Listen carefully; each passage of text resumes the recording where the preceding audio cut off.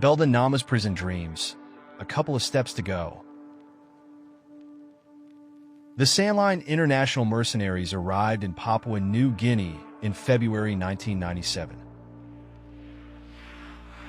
A story by Keela Kapkara Boken, supported by the Phil Fitzpatrick Writing Fellowship.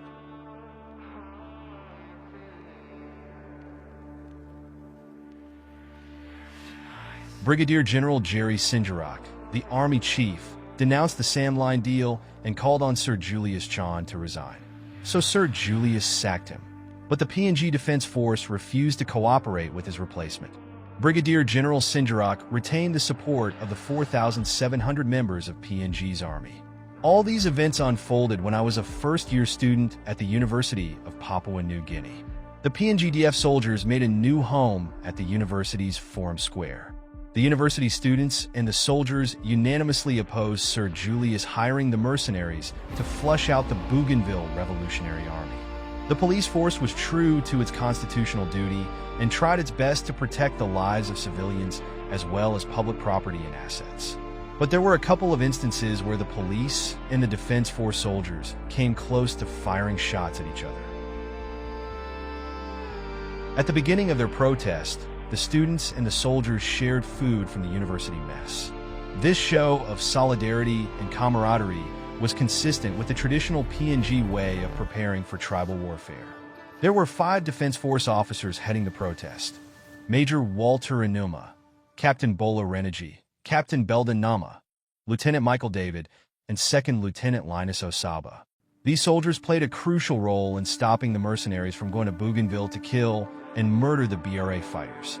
Every time Nama took the podium in his full military regalia to deliver a speech, he looked like the Napoleon Bonaparte that we had read about in history books. He could truly talk and had the students, the soldiers, and everyone standing on their toes with their adrenaline soaring. That was the first time I had heard and seen Nama, albeit from a distance. At the time, I didn't realize he would end up where he is now. Civilians living in the various settlements in Port Moresby inundated the Waigani campus to show their support for the students and soldiers. A couple of government vehicles were stolen and driven into Forum Square and burnt as a warning to the Chand Veda government about what to expect if they sent the mercenaries to Bougainville. Over the next 2 or 3 days, the student leaders used rhetoric and demagogy to maintain the momentum of the protest.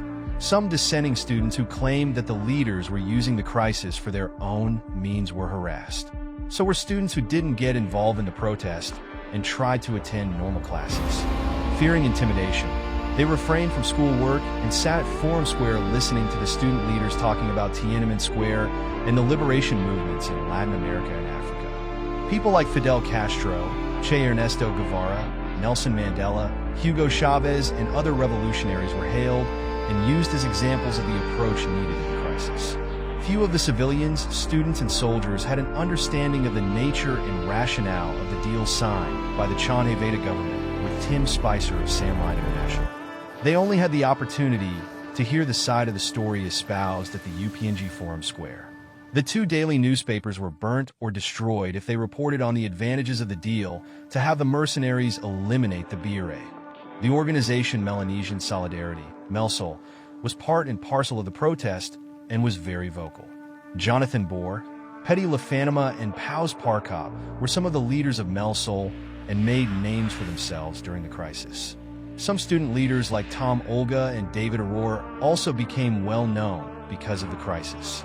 In the 1997 national general election, many of the MELSOL and student leaders stood for election in their various provinces. They thought that they had made themselves popular enough during the crisis to get elected.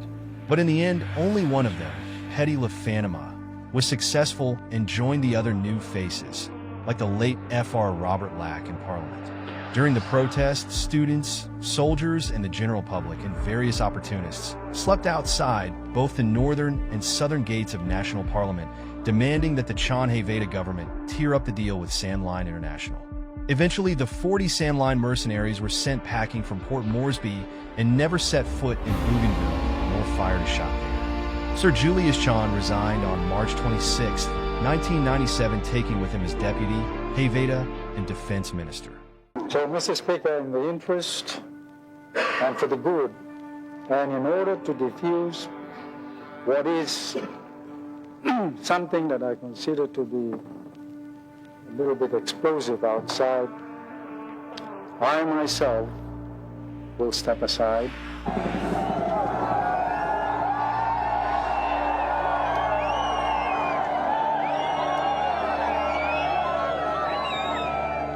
We will never ever take over. I want Australians to understand that democracy will prevail in this part of the region. Democracy will stay.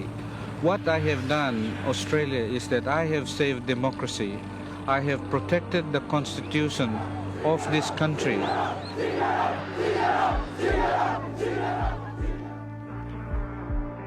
There were also a couple of policemen, a Fijian and 2 Chinese, who had been involved in various crimes ranging from murder to felony. Nama was very obviously the leader among the prisoners in the European compound, and he had secured a freezer, decent beds, and a TV for his fellow inmates. For the next 10 weeks, Nama and I met at the Bamana main compound library for lunch. Whilst munching on our brown rice and tinned fish, we discussed socioeconomic and political issues affecting Papua New Guinea. Through our discussions, I came to realize that he knew all the factions in the PNG Defense Force and which politicians they were affiliated with. He was also aware of all the major white-collar crimes and embezzlement taking place from the public coffers and would strenuously condemn these crimes. This country is a land of milk and honey, and I want to become the Prime Minister one day and save this country from both illegal and legal exploitation of our wealth and diversity.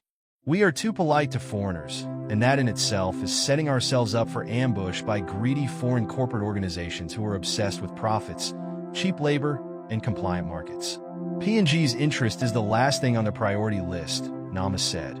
I listened attentively, but at the back of my mind, I was wondering how a helpless prisoner could get out of prison and give birth to his dreams and aspirations. We became well acquainted, and every time I went to the main compound, he greeted me as Ingra. I tell you, Nama can talk and talk on any issue with vigor and conviction. Every week when I entered the Bamana CS, I brought the 2 daily newspapers for Nama to read.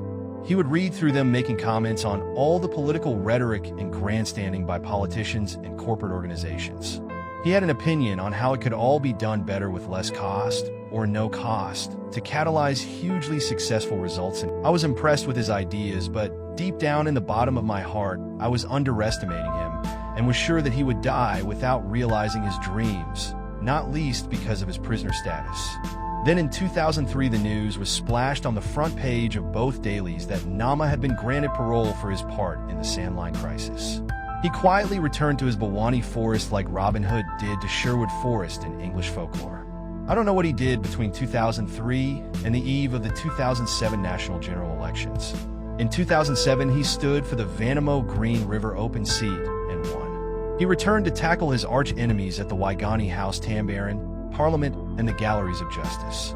From that point on, all is familiar, and we all know he helped oust Sir Michael Somari's 9-year-old government and install Peter O'Neill as Prime Minister. He landed in the Deputy Prime Minister's seat. With the connections he had, he cooled and contained the mutiny by Defense Force soldiers supporting Samar. He also combed the Supreme Court building looking for the Chief Justice. If Nama is still the same guy that I became acquainted with at the Bamana prison in 2001, then I feel that one day he will climb the remaining couple of stairs to reach the apex. I also believe that his prison dream of becoming Prime Minister one day will also unfold. You and I know that PNG is the land of the unexpected. Let us wait and see if this prophecy of mine becomes reality. We all know the adage, where there is the will, there is the way. It is also useful to remember that other adage, all great visions are reached in stages. We do have a criminal in this house. We have a former convicted criminal being pardoned and in this house. Thank you. Mr. Deputy Speaker, I think you have to ask him to withdraw that statement. I want you to ask him to withdraw. Honorable Minister, I'll concur with the opposition leader. I will ask you to withdraw that. I'm feeling Pentumas Mirausimbek. Honorable Leader of Opposition. Mr. Deputy Speaker, I'm not a convicted criminal. I have done the honest thing in this country that you have never done in your life. I saved 360,000 lives on Bougainville. You have never done. What's your track record? I went to jail for saving 360,000 lives on Bougainville. I didn't rape a woman, or I didn't steal from the people of Maprik like you are doing from the Department of Agriculture. Honorable, I want you to take that side. Order. I am not a convicted criminal. I'm a hero in this country. Order. Honorable I'm a hero. Opposition Leader. You are not. Order. You are just a thief sitting in Parliament. Order.